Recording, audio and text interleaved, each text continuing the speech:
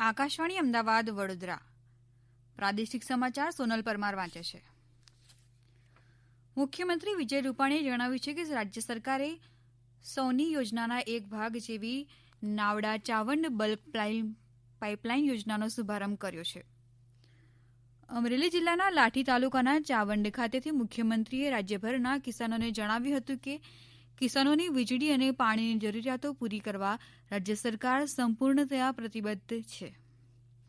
ઓછા વરસાદની કુદરતી પરિસ્થિતિમાં સૌરાષ્ટ્રના લોકોને હિજરત ન કરવી પડે તે માટે રાજ્ય સરકાર ગુડ ગવર્નન્સના માધ્યમ થકી આયોજન કરી રહી છે.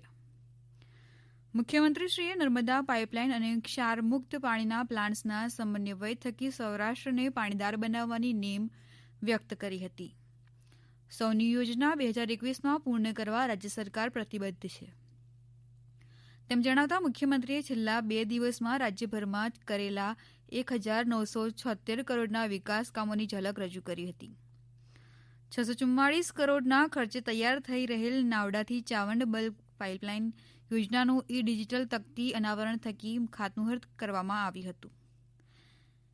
જેનાથી અમરેલીના ધારી, બાબરા અને સાવરકુંડલા સહિત જૂનાગઢ, પોરબંદર, બોટાદ, રાજકોટ જિલ્લાના 1298 ગામો અને 36 શહેરોને ભવિષ્યની કુલ 33 લાખની વસ્તીને પીવાના પાણીનો લાભ મળશે. પાણી પુરવઠા મંત્રી કુંવરજી બાવળિયાએ આ યોજનાને પીવાના પાણીની આંતરમાળખાકીય સુવિધા ઊભી કરવાના રાજ્ય સરકારના પ્રયાસોને ભાગરૂપ ગણાવી હતી અને વર્તમાન સંજોગોમાં વધેલી પાણીની જરૂરિયાતને પૂર્તતા આ યોજનાથી થઈ શકશે તેવો આશાવાદ વ્યક્ત કર્યો હતો. સંસદ સભ્ય શ્રી નારણભાઈ કાછડિયાએ પાણી વિતરણ ક્ષેત્રે રાજ્ય સરકારે અમલી બનાવેલી વિવિધ યોજનાઓની ટૂંકી વિગતો આપતા જણાવ્યું કે આ યોજનાથી 5 જિલ્લાના આશરે 67 લાખ લોકોને લાભ મળશે. નોંધનીય છે કે રાજ્ય સરકાર દ્વારા સૌરાષ્ટ્ર અને કચ્છના છેવાડાના વિસ્તારોમાં પાણી પહોંચાડવાના આ કામો જૂન 2022 સુધીમાં પૂર્ણ કરવાનું આયોજન છે.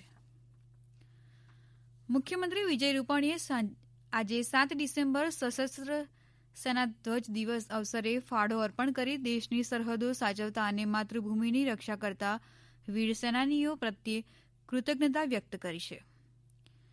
દેશના સીમાડે ખડે પગે રહીને ઘૂસણખોરી અને નાપાક હરકતોનો જડબાતોડ જવાબ આપી માભોમની રક્ષા કરવા ઉપરાંત આંતરિક સલામતી સુરક્ષા આપણા સશસ્ત્ર દળોના જવાનો નિભાવે છે.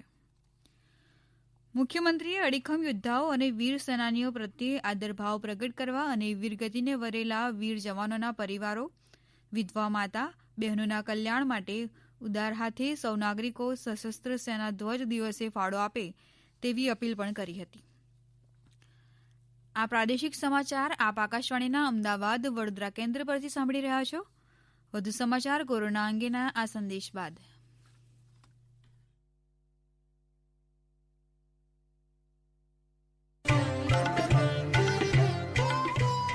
કોવિડથી બચવાના મહત્વપૂર્ણ 3 ઉપાય: માસ્ક પહેરો, 2 ગજનું સલામત અંતર જાળવો અને હાથ સાફ રાખો.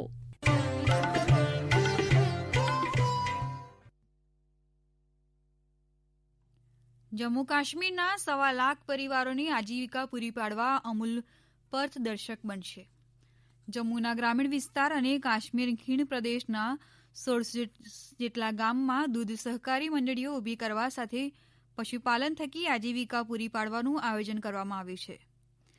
અમૂલ બ્રાન્ડ હેઠળ દૂધ અને દૂધની બનાવટોનું માર્કેટિંગ કરતા Gujarat cooperative milk marketing federation limited GCMMFના managing director doctor RS Sodhi, Jammu કાશ્મીરના લેફ્ટનન્ટ ગવર્નર મનોજ સિન્હા અને Jammu Kashmir milk producers cooperative લિમિટેડના ચેરમેન અશોકકુમાર આંગુરના વચ્ચે તાજેતરમાં બેઠક યોજાઈ હતી.